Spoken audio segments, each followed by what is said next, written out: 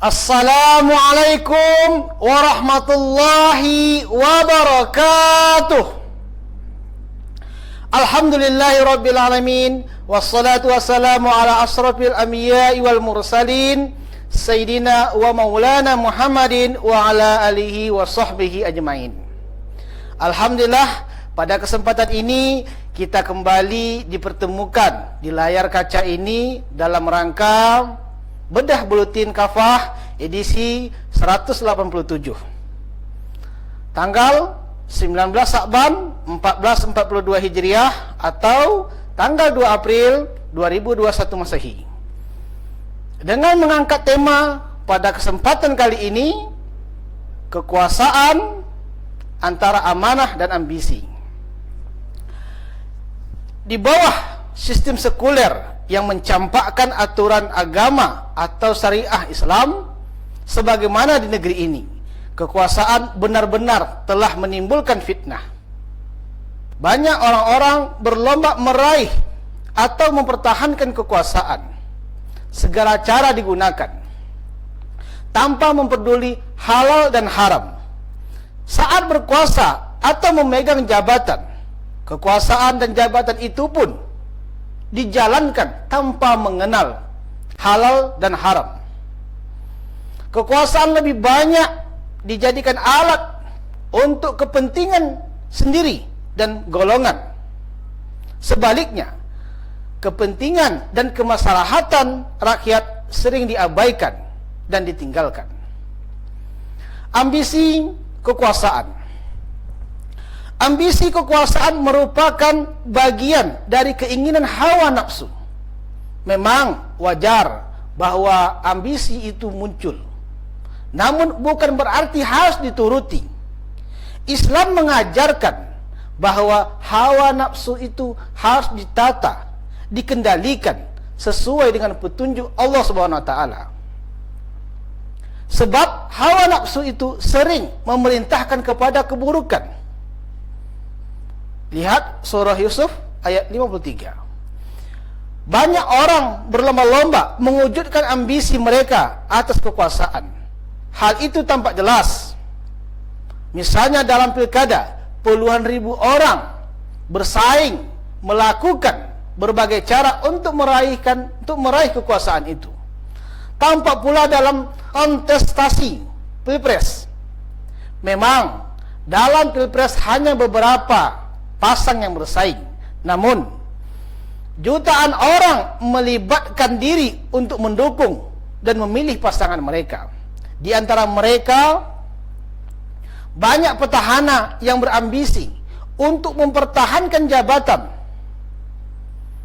dan kekuasaan mereka. Mereka banyak yang mencalonkan kembali untuk masa jabatan yang kedua.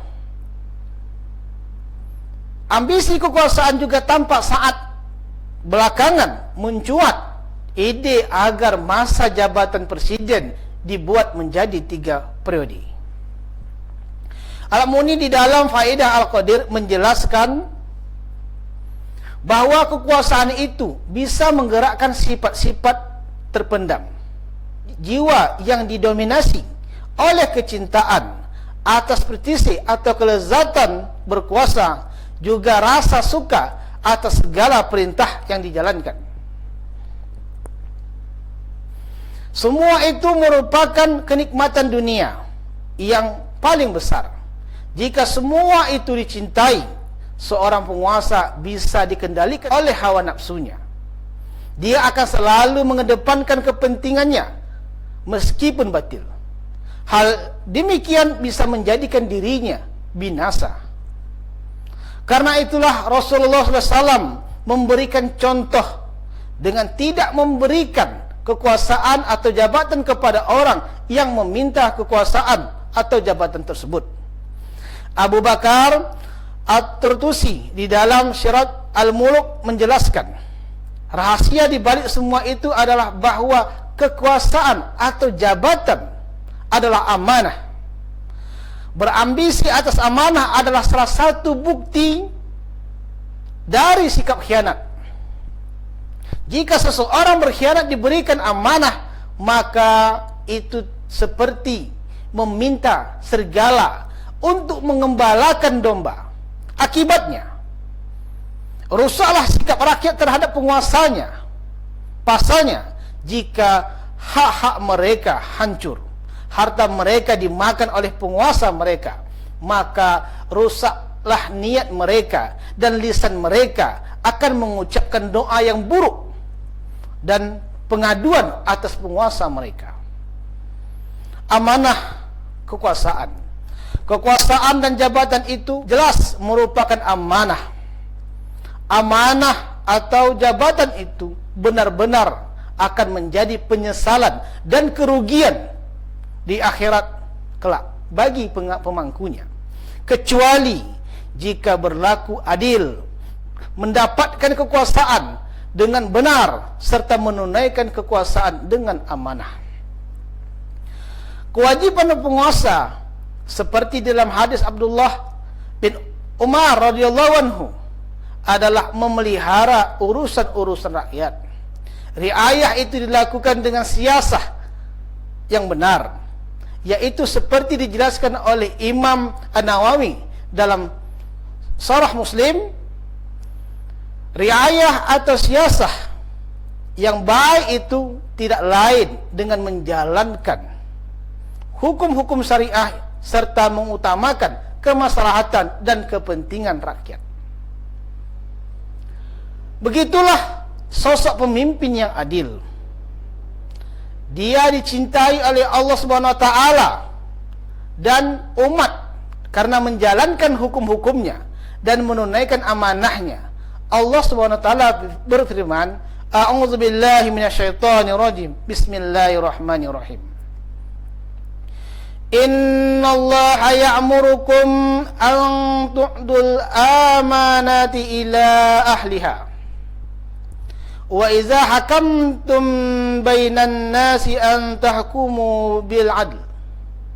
Sungguh Allah menyuruh kalian memberikan amanah kepada orang yang berhak menerimanya. Juga menyuruh kalian untuk menetapkan hukum di antara manusia agar kalian berlaku adil. An-Nisa ayat 58. Imam At-Tabari di dalam tafsir At-Tabari menukilkan pernyataan Ali bin Abi Thalib radhiyallahu anhu.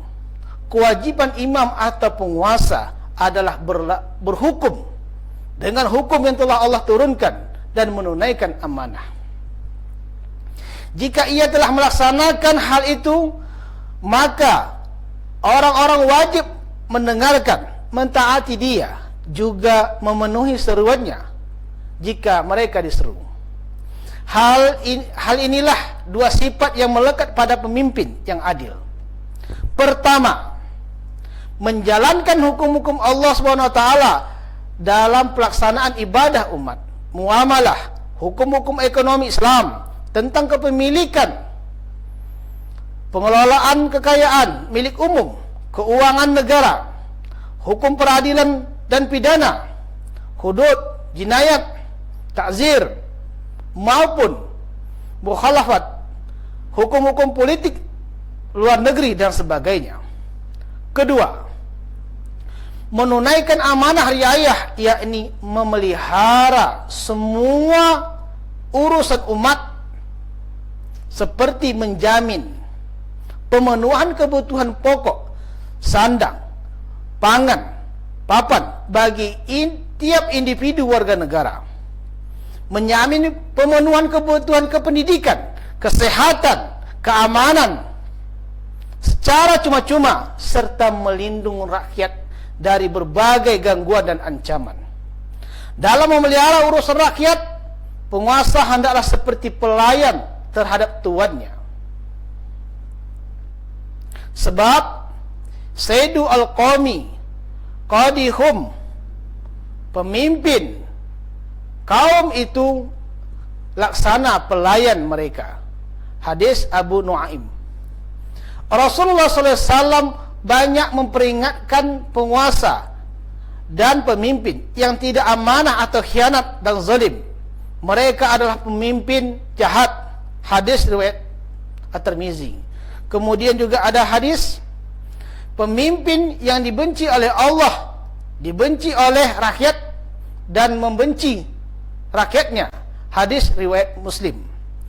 Kemudian pemimpin yang bodoh, yakni pemimpin yang tidak mau menggunakan petunjuk Rasul dan tidak mau mengikuti sunnah beliau. Hadis riwayat Ahmad. Kemudian juga penguasa yang jahat dan tidak memperhatikan kepentingan rakyatnya. Hadis riwayat Muslim. Kemudian penguasa yang menipu rakyat. Hadis riwayat Muslim dan Bukhari. Rasulullah SAW pun memperingatkan agar tidak mengangkat pejabat orang yang tidak layak, sementara ada yang lebih layak, atau lebih mengutamakan orang-orang yang disukai atau orang yang dekat. Hadis riwayat Ahmad dan Al-Hakim. Demi melayani Islam, kekuasaan yang dikehendaki oleh Islam adalah digunakan untuk melayani Islam sebagaimana diminta oleh Rasulullah SAW kepada Allah Subhanahu Wa Taala. Di dalam firman-Nya Allah berfirman, "A'udzubillahi minasyaitonirrajim. Wa yaj'al li min ladunka sultanan nasira." Dan berikanlah kepadaku dari sisi engkau kekuasaan yang menolong, yang dapat menolongku. Al-Isra ayat ke-80. Di dalam tafsirnya Ibnu Katsir mengutip Qatadah menyatakan Nabi SAW amat menyadari bahwa beliau tidak memiliki daya untuk menegakkan agama ini kecuali dengan kekuasaan. Karena itulah beliau meminta kekuasaan agar bisa menolong kitabullah, menegakkan hudud Allah, menjalankan berbagai kefarduan Allah dan menegakkan agama Allah. Kekuasaan juga harus dibangun atas pondasi agama, yakni Islam, dan ditujukan untuk menjaga Islam dan syariahnya serta memelihara urusan umat.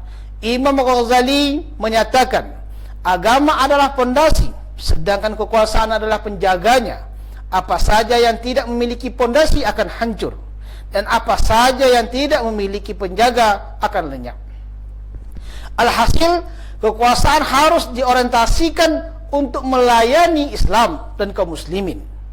Hal ini hanya akan terwujud jika kekuasaan itu menerapkan syariah Islam secara total, memelihara urusan dan kemaslahatan umat, menjaga Islam dan melindungi umat. Kekuasaan semacam inilah yang harus diwujudkan oleh kaum muslimin semuanya. Dengan itu, kekuasaan akan menjadi kebaikan dan mendatangkan keberkahan bagi semuanya. Demikianlah bedah buletin Kafah edisi pada kesempatan ini. Semoga bermanfaat. Wassalamualaikum warahmatullahi wabarakatuh.